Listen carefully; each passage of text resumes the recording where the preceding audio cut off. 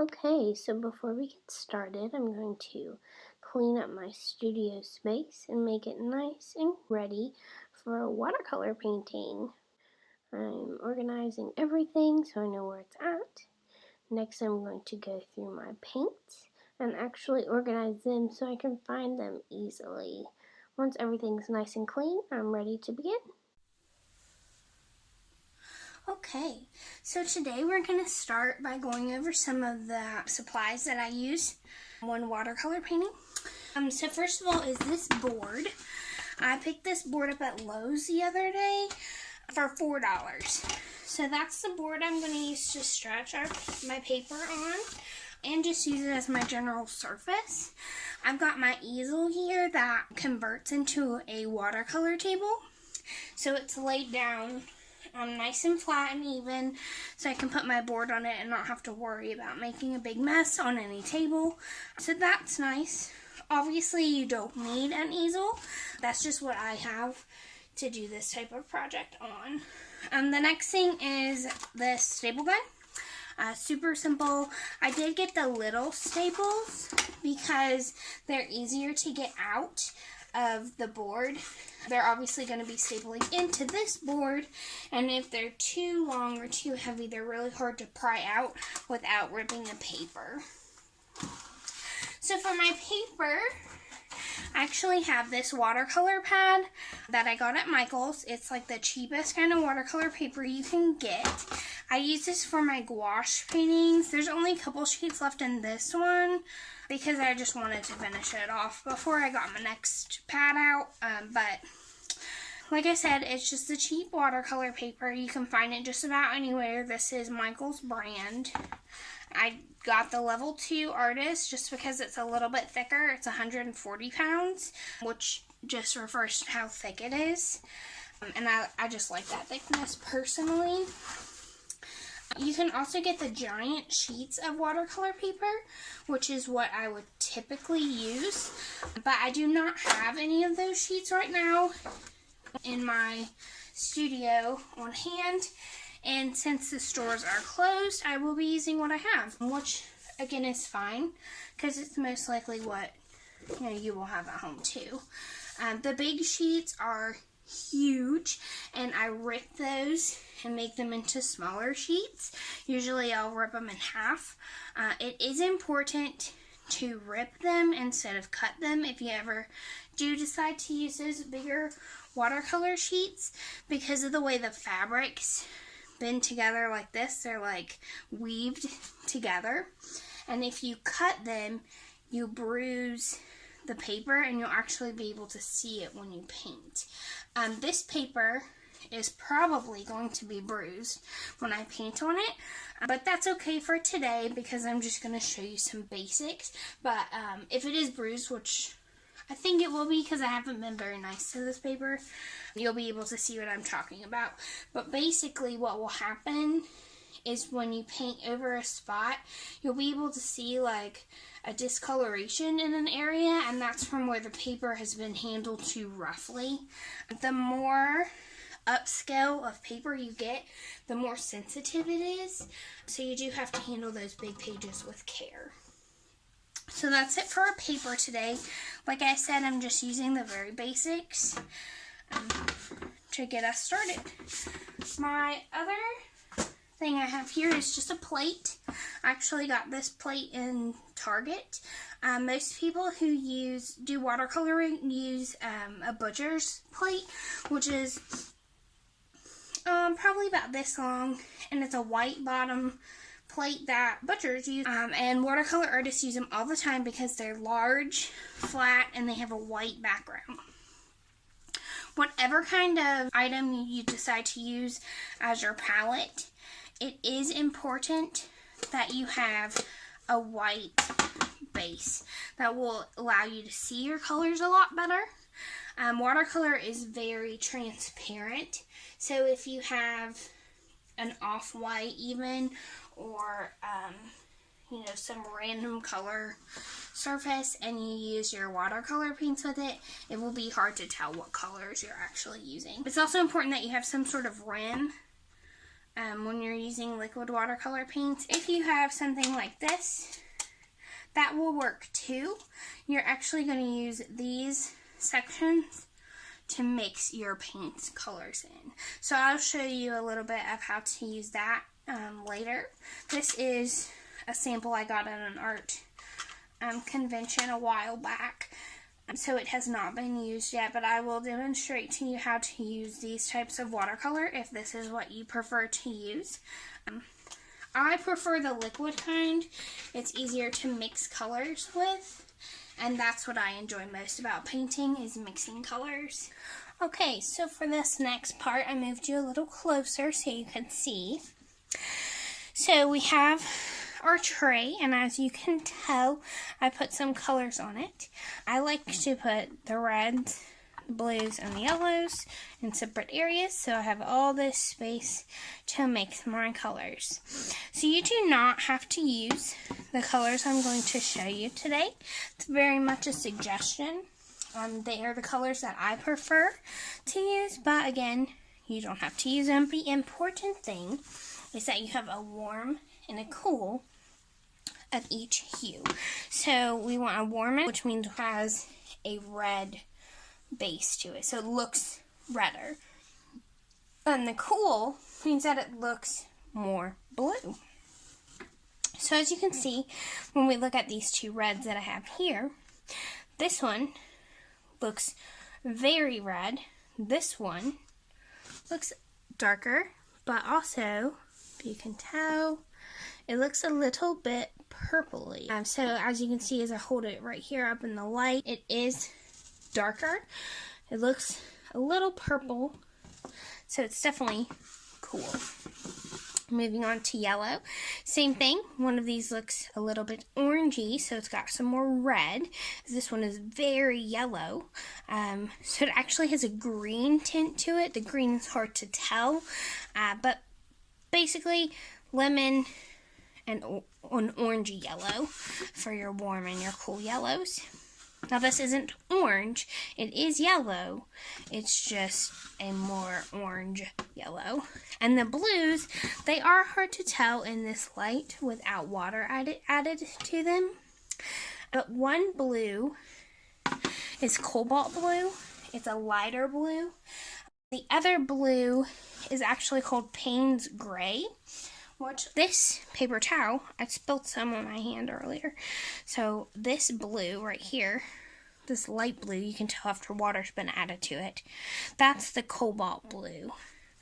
And then this spot right here, that's very, very dark, that's the Payne Gray. It is blue, it's just very, very dark blue, so it looks gray or black in this area.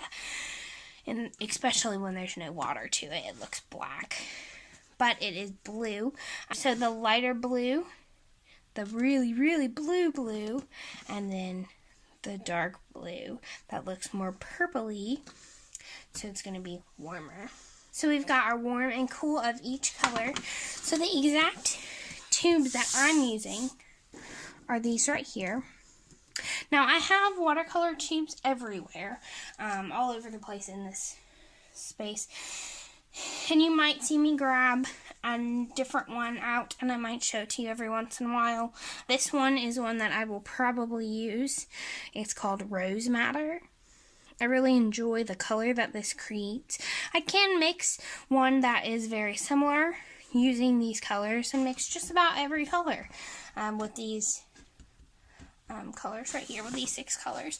But despite the fact that I can mix a close color to this Rose Madder, I really just like using this one for a few reasons. One is it's easier simply to use one out of the tube. It's a purer color when it comes from a tube, so I know it's going to be the same every time I get more out. And on a lighter note, it smells good. It's actually made from rose petals, so it does smell a little bit like roses, which I enjoy. So the colors that I've got here, I've got a lemon yellow, which is that very bright yellow that we've got here. This one is actually called New Gamboge. I don't know if you can read it very easily on this video, but it is New Gamboge, and that's this orangey yellow here. As I said, we've got a Payne's Gray, which is the very dark blue. We've got Cobalt Blue, and I've got Alizarin Crimson, which is this dark red, and then a Cadmium Red hue, which is this red here. So these are the colors that I use. I use these colors whether I'm using gouache or oil paint or even colored pencils. These are my go-to base 6 because, as I've said, and I will say again a billion times probably, I can make every color from these. You can make black, just about every color, and every hue, or every, everything. These will do it. So I'm going to sit those over to the side. Another thing I would like you to note is that I did not squeeze out very much. Now this one I did squeeze out quite a bit. The tube actually started leaking from the bottom when I was squeezing it. I have not used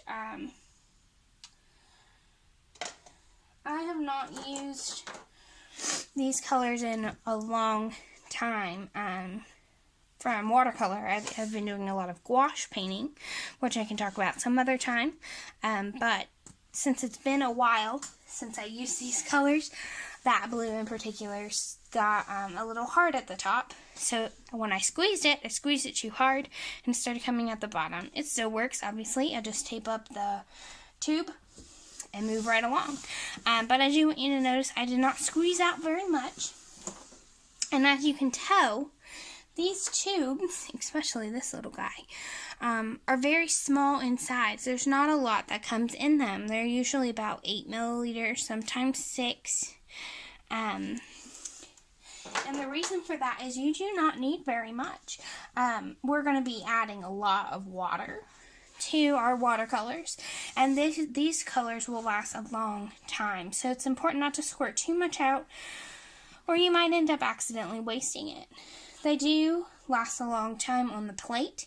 You can cover them with saran wrap if you feel the need to. Some people like to do that so their watercolors stay wet, like fresh from the tube.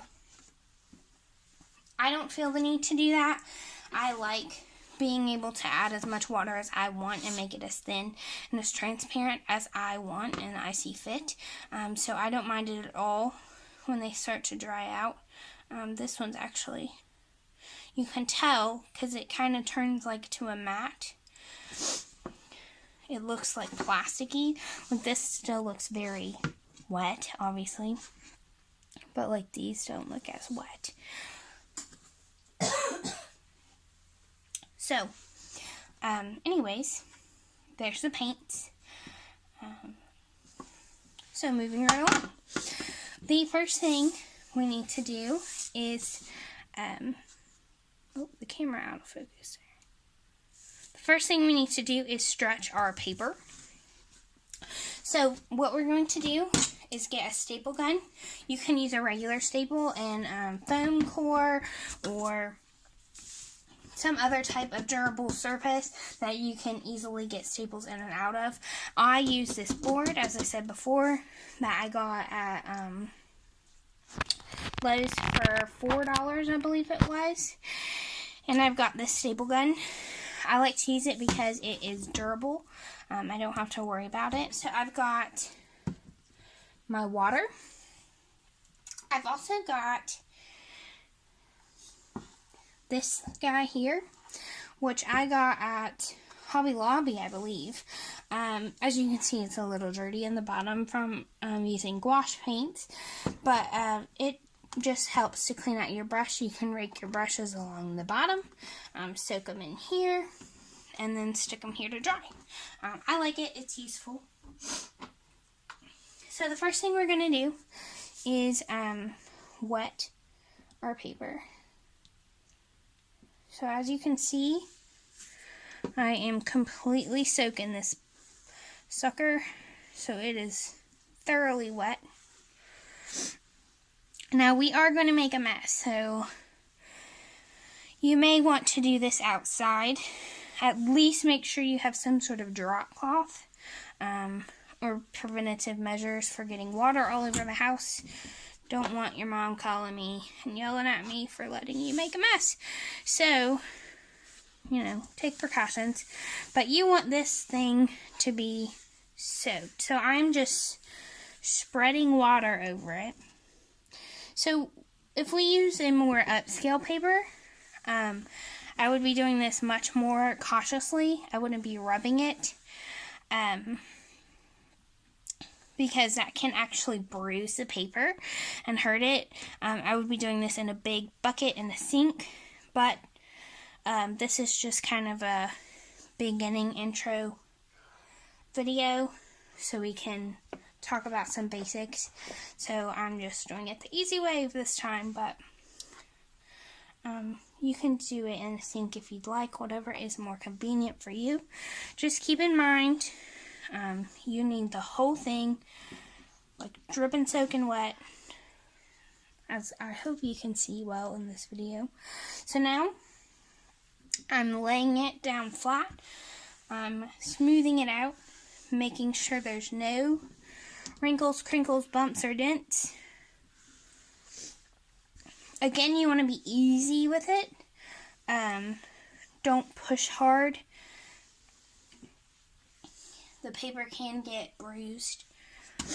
So now I'm going to take my staple gun and I'm going to go right at the edge. Sorry, it's a little loud. And I'm just going to start stapling down. I am not going to do these super close together. Probably 2 or 3 inches.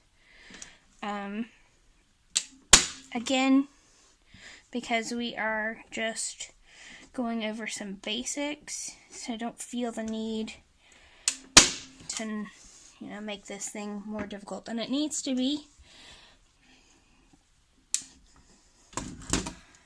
Oops, that one didn't work. Okay, so actually this is a great example. So this staple, right here in this corner, it went in and it didn't hit down.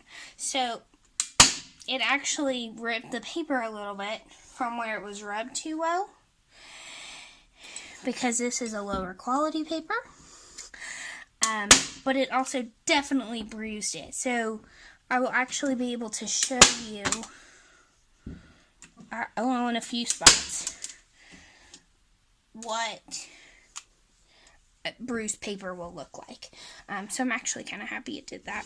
So with that in mind, you do want to make sure, if you're using a staple gun or even a regular staple, to put it off of the paper.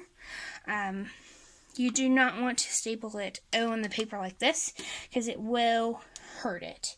I'm actually going to scoot this so I have some more room.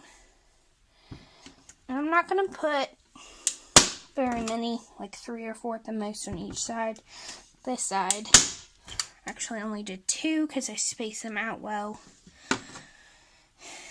Now normally a full sheet of paper is very large. Make sure there's no wrinkles or bumps. It's very large, so it takes quite a few. If you use a staple gun like I am using, oh, there we go. Alright, now we're done. If you use a staple gun like I'm using, you will need pliers. If you use just a regular house stapler remover, or a butter knife if you have one that, parents won't freak out if you mess up. That'll work too. Okay, so that is going to have to dry, but this is how we stretch watercolor paper. So it's wet, it's stapled, and there are no lumps, bumps, wrinkles, or crinkles. So when it gets wet again, we know that the paper isn't going to curl up. It's not going to bunch anywhere we don't want it to, and it's not going to make it difficult for us to paint on the wet surface. So that's got to dry before we can do anything further. But I do want to show you the brushes that I have. So these brushes, I've got this one here. That's the largest brush. It is my favorite brush. It's a size 30 and it's round. Obviously you can see that. But it's huge and I love it. I once had, well, not once, my watercolor professor in school explained it to me that if you don't feel like your brush is way too big, then you're not using a big enough brush. The bigger the brush, the more pigment it can hold, so the less you have to go dunk and dunk and dunk and dunk and dunk, and it's just easier. And you want to feel like you're not in control with watercolor. That's what helps it have that whimsy look, is that it's not rigid and stiff. If you use these little tiny brushes, so you can see, if you use these little tiny brushes on a big surface, it's not going to look whimsy. It's going to look like you controlled every little tiny stroke, which in some cases is fine. Some cases you want that, which is why we have these little brushes. But for the most part, you want it to look more whimsical, more loose. So that's what this brush is for. I also have this medium-sized brush that's a size 11 that I use quite often. It's good for details, you know, individual little tiny things. And then this little baby brush that I already showed you for the minute little tiny details. So my second favorite watercolor brush is this one right here. It's a size 2, so it's a little round brush. But what I like about it is its long brush. This allows the pigment to be absorbed up in this area without, you know, making it so I have to have this large surface that touches the paper. It's still just this little tiny space, but if I use this brush, which I don't use very often, I'll have to go and reload it every 5 seconds because it won't hold very much. This one, however, holds a lot. So I love this brush. I use it quite often. It's also nice because you can lay it down flat and make, you know, little lines if you want, which I'll show you how to do all of that later. Again, same as with the paints, you don't need these brushes. You especially don't need this, you know, these brands, but I would recommend a large brush, a medium brush, and a small brush. You do want to have round brushes for watercolor. You can use the square flat brushes, but watercolor is very runny because it's mostly water. So those square brushes don't really help you any because they are used more for a controlled brush stroke. And watercolor, you don't want to control it. You want to let it be in control. You just kind of guide it. So I suggest a round brush. This one, if you notice, is broken. That's from me making splatters a lot. That's okay. I just taped it. No big deal. I will teach you how to make a nice splatter later on. But I just wanted to show you these basics first. Or these basic, you know, materials and how to stretch your paper. Now this will take a while to dry. We can use a blow dryer to dry it, which I probably will. So I can go ahead and, you know, start on your next video. But if you just want to, you know, be done for the day, this is a great way to end your day, to prepare for your next painting. Let your paper staple it down. Obviously, in a board this size, I put this one in the middle so we can see it better for video sake. But obviously, we could fit quite a few on this board. or a really large paper on this board. So, that's about all that I have to show you as far as supplies and preparation goes. You will need some paper towels.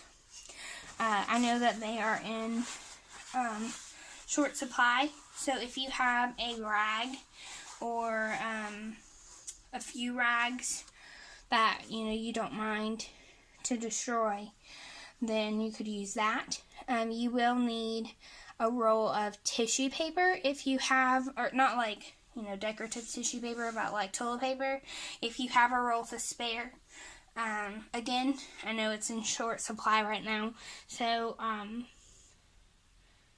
we could do without that too and just use a rag, but if you have an extra roll laying around, you just need one roll, so I would snatch it for this if I were you.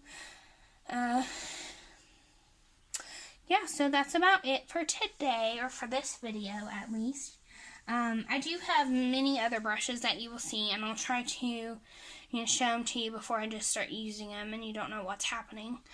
Yeah, so I will edit this and send it to you as soon as possible, and I'll get the next one going. What I'm going to do in the next video is actually split this paper up, not like rip it or anything. I'll draw lines on it into boxes, and in each box we're going to go over a basic technique. I was going to just add it to this video, but I don't want to completely overwhelm you with information in one video. I want you to be able to, take a break, and this is where I'm taking a break, obviously, so I want you to be able to do the same thing. So I will see you soon.